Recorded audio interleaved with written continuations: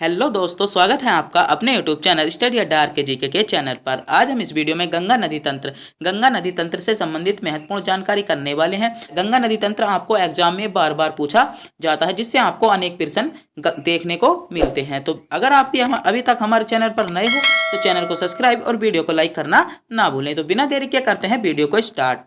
गंगा नदी भारत की सबसे लंबी नदी है। क्या गंगा नदी भारत की सबसे लंबी नदी है? जिसकी लंबाई 2525 किलोमीटर है।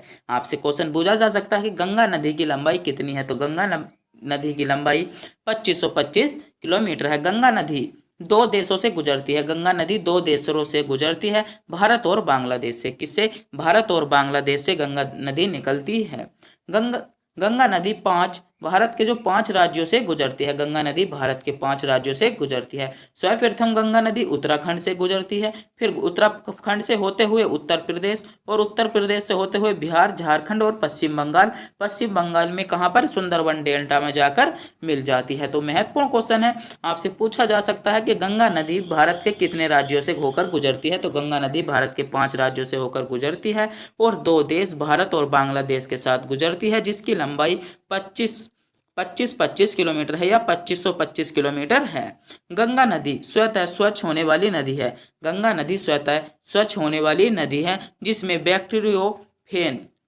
बैक्टीरियोफेज वायरस पाया जाता है, जो हानिकारक जीवाणु होते हैं उनको मार देता है। आपने देखा होगा गंगा नदी का जो जल होता है वह सालों साल रखा रहता है। अगर आपकी देखा होगा कि जो कांवड़ यात्रा चलती है, अगर गंगा नदी में से जल भरकर लाते हैं तो वह सालों साल चलता रहता है, 2 साल 5 साल, वह कभी भी जल उसका खराब नहीं होता। तो इसका जो हानिकारक जीवाणु होता है उसमें यह मार देता है। गंगा नदी को 2008 में राष्ट्रीय नदी घोषित कर दिया गया था। कब? 2008 में गंगा नदी को राष्ट्रीय नदी के रूप में घोषित कर दिया गया था। और गंगा नदी को डॉल्फिन को भारत का राष्ट्रीय जलीय जीव भी घोषित किया गया था। जो गंगा नदी का राष्ट्रीय जलीय जीव घोषित किया गया था, तो डॉल्फिन को घोषित किया गया था। तो आइए, ये आपकी बेसिक जानकारी। तो चित्र के माध्यम से गंगा नदी के उद्गम से लेकर गंगा नदी के डेल्टा तक की आज हम इस वीडियो में बात करने वाले हैं। तो वीडियो को अंत तक और पूरा देखना ना भूलिएगा। तो आपका चित्र के माध्यम से हम समझाने वाले हैं। तो गंगा नदी का जो उद्गम होता है वह कहाँ से होता है? गंगोत्री और हिमानी।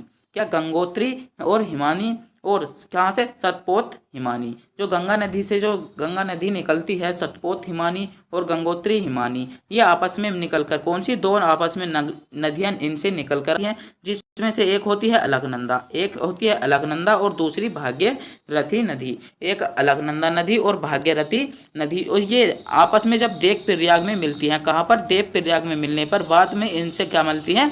गंगा नदी बन जाती है। आपने देखा होगा यहाँ से कौन सी आ रही है? अलकनंदा नदी आ रही है। अलकनंदा नदी तो ये आ रही है, और भागीरथी नदी कौन सी? भागीरथी नदी ये आ रही है। तो आपस में जब ये दोनों मिल जाती हैं तो यहाँ पर क्या बन जाती है? गंगा नदी मिल जाती है। तो गंगोत्री हिमानी और सतपोत हिमानी से कौन सी? अलकनंदा नदी और भागीरथी नदी। और जब ये दोनों नदी आपस में मिल जाती हैं तो देव प्रयाग एक स्थान है जहाँ पर मिलती हैं, तो वहाँ से गंगा नदी का उद्गम होता है। तो कहाँ पर गंगा नदी बन जाती है? तो आप इसी से और कुछ महत्वपूर्ण जानकारी देखेंगे कि सतपोत हिमानी और यहाँ से और गंगोत्री हिमानी, यह आपस में कहाँ पर देव प्रयाग में गंगा नदी बनाती हैं। मगर इनसे भी कौन सी नदी आकर मिलती हैं? तो धौली गंगा जो होती है वह कहाँ पर? अलकनंदा नदी में। धौली गंगा कहाँ पर? विष्णु प्रयाग बना सकती है। तो यहाँ से आपके महत्वपूर्ण क्वेश्चन बनकर आते हैं कि धौली गंगा कहाँ पर? विष्णु प्रयाग में आकर मिलती है। किससे? अलकनंदा नदी से। जब अलकनंदा नदी और धौली गंगा आपस में मिल जाती है तो कौन सा प्रयाग बनता है? विष्णु प्रयाग बनता है। और जब नंदाकिनी और अलकनंदा नदी बनती है तो कौन सा? नंद प्रयाग। जब नंदाकिनी और अलकनंदा नदी आपस में मिलती हैं तो नंद प्रयाग बनता है। और जब पिंडर नदी बनती है तो कौन सा, कर्ण प्रयाग बनता है। और केदारनाथ, किससे, केदारनाथ से आने वाली जो नदी होती है मंदाकिनी, वह जब आती है तो रुद्र प्रयाग बनता है। किसमें, अलकनंदा नदी में जब आकर मिल जाती है तो रुद्र प्रयाग बनता है। तो इन 5 प्रयागों को आप ध्यान रखेंगे। जैसे कि देव प्रयाग कब बनता है, जब अलकनंदा और भागीरथी नदी, जब अलकनंदा और भागीरथी नदी आपस में मिलती है तो कौन से बनता है, देव प्रयाग बनता है। विष्णु प्रयाग, महत्वपूर्ण क्वेश्चन है, यहाँ से आपसे क्वेश्चन पूछा जा सकता है कि विष्णु प्रयाग, जब अलकनंदा और धौली गंगा, जब अलकनंदा और धौली गंगा आपस में मिलती है तो विष्णु प्रयाग बनता है। नंद प्रयाग कब बनता है, जब अलकनंदा और नंदाकिनी, जब अलकनंदा और नंदाकिनी नदी आपस में मिलती है तो कौन सा, नंद प्रयाग बनता है। कर्ण प्रयाग कब बनता है, अलकनंदा और पिंडर नदी, जब अलकनंदा और पिंडर नदी आपस में मिलती है तो कर्ण प्रयाग बनता है। रुद्र प्रयाग, जब अलकनंदा और मंदाकिनी नदी आपस में मिलती हैं तो क्या बनता है, रुद्र प्रयाग बनता है। इसका आप स्क्रीनशॉट ले लिएगा जगह, हाँ जल्दी से जल्दी आप स्क्रीनशॉट लिए या हाथों हाथ इस चित्र को बनाते रहिए। अगर आप फेयर पे काम करना चाह रहे हो तो इस चित्र को हाथों हाथ बना सकते हैं। एक बार और फिर से बता दूं, सोतपत नंदिनी और गंगोत्री हिमानी से क्या भागीरथी नदी और अलकनंदा नदी निकलती है। जब वे आपस में दोनों आकर कहाँ पर, देव प्रयाग में मिलती है तो गंगा नदी का उद्गम होता है। और अगले डायग्राम में आप इससे शहरी जानकारी, गंगा नदी से शहरी जानकारी प्राप्त करने वाले हो। तो आपका अगला डायग्राम आपकी स्क्रीन पर है। तो कहाँ पर, यमुनोत्री हिमानी, कहाँ पर, यमुनोत्री हिमानी और गंगोत्री हिमानी कहाँ पर, यहाँ से निकल कर आती हैं। और यहाँ से कौन सी नदी निकल कर आती है, तो यमुना नदी। कहाँ से, यमुनोत्री हिमानी से कौन सी, यमुना नदी निकल कर आती है, जो कहाँ पर, प्रयागराज या इलाहाबाद में आकर गंगा नदी से मिल जाती है। और तो इसमें हमने पिछले डायग्राम पे इतने पे बात कर ली थी और इससे आगे को हम अब बात करने वाले हैं। तो यहाँ पर कहाँ पर, हरिद्वार से आकर कन्नौज में आकर कौन सी, रामगंगा, कहाँ से, जो यूके से, उत्तराखंड से रामगंगा निकल कर आती है, वह कहाँ पर मिलती है, तो कन्नौज में मिलती है। और यहाँ से यमुना नदी, किसमें, यमुना नदी में, चंबल नदी कहाँ से, इंदौर एमपी, जो मध्य प्रदेश से जाकर जाती है और कहाँ पर, यमुना नदी पर मिलती है। बेतवा नदी, जो विंध्या पर्वत एमपी मतलब मध्य प्रदेश से निकलकर कहाँ पर मिलती है, यमुना नदी पर मिलती है। और केन नदी, कहाँ पर, केन नदी केमुर पहाड़ी से आकर निकलती है। और यहाँ से जब इसका निर्माण हो जाता है, यमुना नदी का जब निर्माण हो जाता है तो यहाँ का कहाँ पर आकर मिलती है, प्रयागराज में आकर मिल जाती है। कहाँ पर आगे मिल जाती है, प्रयागराज में आकर मिल जाती है। तो गंगा नदी में कहाँ पर, आपसे पूछा जा सकता है कि यमुना नदी कहाँ पर, गंगा नदी पर, जो यमुना नदी है, जो गंगा की सबसे बड़ी सहायक नदी है यमुना नदी, वह गंगा नदी में कहाँ आकर मिलती है, तो कहाँ पर आकर मिलती है, तो वह प्रयागराज में आकर मिलती है, जिसे इलाहाबाद के नाम से भी जाना जाता है। और आपका ऊपर से कौन सी, पीलीभीत, जो यूपी कौन से, फुलर झील से निकल कर आती है, गोमती नदी, कौन सी, गोमती नदी आकर कहाँ पर, गाजीपुर में मिल जाती है। गोमती नदी आकर कहाँ पर, गाजीपुर में यहाँ से मिल जाती है। कौन सी नदी आती है, गोमती नदी गाजीपुर में आकर मिल जाती है। और यहाँ से कौन सी, कर्णली और काली से कौन सी, शारदा नदी और घाघर नदी आपस में आकर एक कौन सी, घाघर नदी बन जाती है और जहाँ पर छपरा में मिलती है। तो पिछली बार 2-3 से एग्जाम में पूछा गया है कि घाघर नदी गंगा नदी पर कहाँ मिलती है, तो घाघर नदी गंगा नदी पर कहाँ मिलती है, छपरा नामक स्थान पर मिलती है। और अमरकंटक पहाड़ी से कौन सी, सोन नदी जाती है, जो पटना में मिलती है। तो महत्वपूर्ण क्वेश्चन बन जाता है, यहाँ से आपसे क्वेश्चन पूछा जा सकता है कि सोन नदी गंगा नदी पर कहाँ मिलती है, तो सोन नदी जो गंगा नदी पर मिलती है, कहाँ पर, पटना में मिलती है। सोन नदी गंगा नदी पर पटना में मिलती है। और ऊपर से आपकी 2 गंडक नदी कहाँ पर, सोनपुर में गंडक नदी आकर मिल जाती है। और कोसी नदी कहाँ पर, कुर्सेला में मिल जाती हैं। तो इस बात को ध्यान रखेंगे। दार्जिलिंग की पहाड़ी से महानंदा नदी आती है, जो कहाँ पर आकर मिलती है, जो आपको फरक्कर बिरोज में मिल जाती है। और दामोदर नदी कहाँ पर, दामोदर नदी हुगली और पद्म नदी पर मिल जाती है। तो आपका गंगा नदी का ये तंत्र था। एक बार इससे फिर से हम मोटे मोटे अक्षरों पर बात करने वाले हैं। तो आपसे क्वेश्चनों के टाइप में बात करेंगे।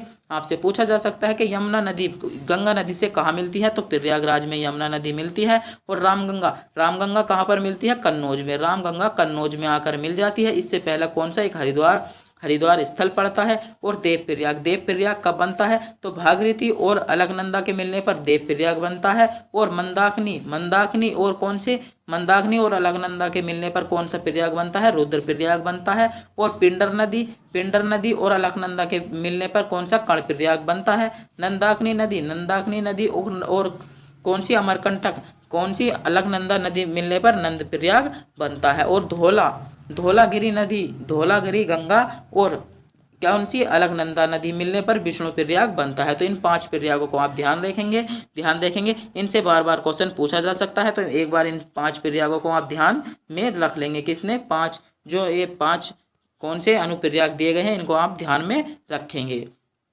और गोमती नदी आपसे क्वेश्चन पूछा जा सकता है। गोमती बड़ी नदी है, कहाँ पर मिलती है, तो काजीपुर में आकर गंगा नदी से अपना मिलान कर लेती है। कौन सी नदी, गोमती नदी। और घाघर नदी जो शारदा और घाघर नदी दो से मेलसर आती है और छपरा में आकर मिल जाती है। कहाँ पर आकर मिल जाती है, छपरा में आकर मिल जाती है। तो सुंदरबन डेल्टा तक की, इससे आगे की स्थिति में हम अगले स्ट्रक्चर पर बात करने वाले हैं। यह स्ट्रक्चर आपकी आधी थी, तो अगले स्ट्रक्चर आपकी आ जाती है। कौन सी, पंग और जमुना नदी और पंग नदी मेघना, कहाँ पर, मेघना आपस में आकर एक मेघना बनाती है। कहाँ पर, सुंदरबन डेल्टा में मिल जाती हैं। कहाँ पर आकर, सुंदरबन डेल्टा में आकर ये मिल जाती हैं।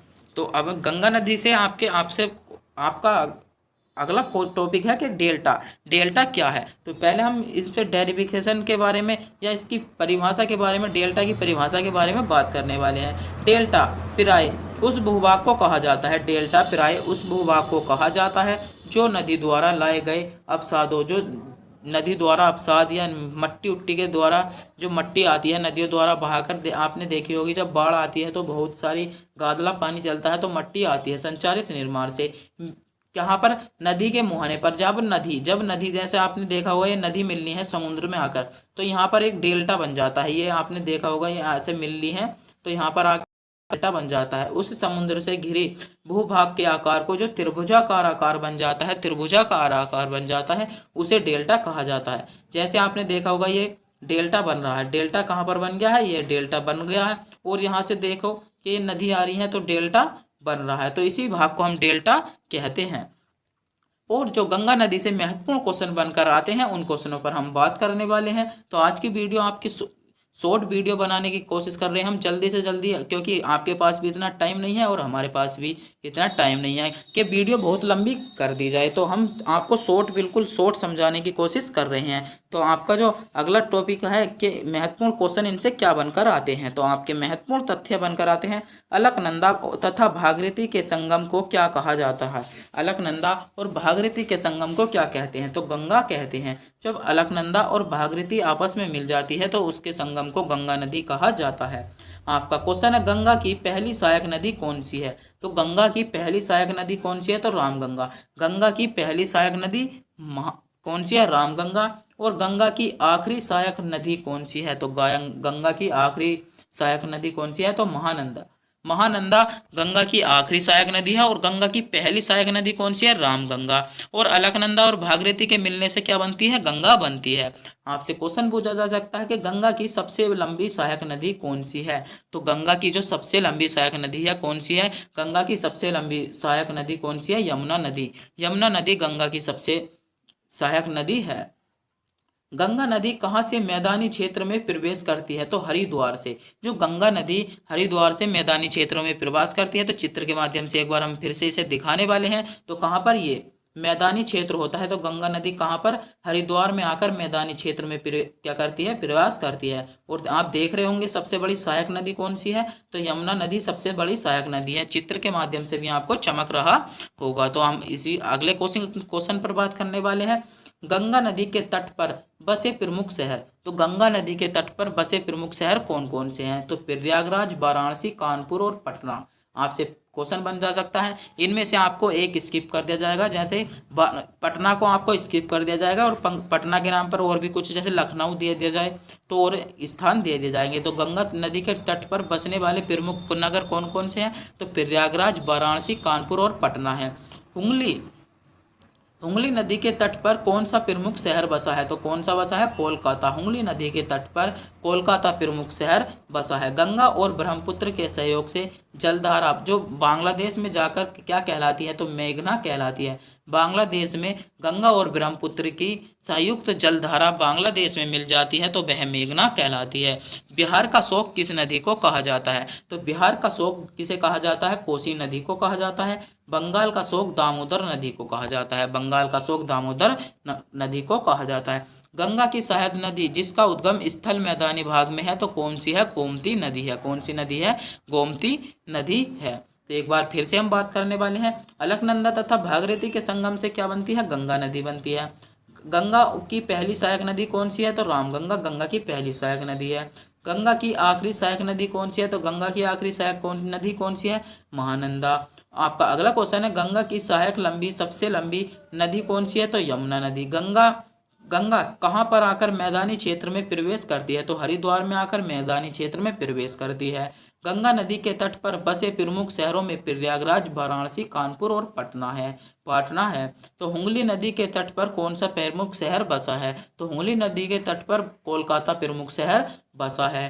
गंगा और वाराणसी के संयुक्त जलधारा जलधारा बांग्लादेश में क्या कहलाती है? तो क्या कहलाती है? मेघना कहलाती है।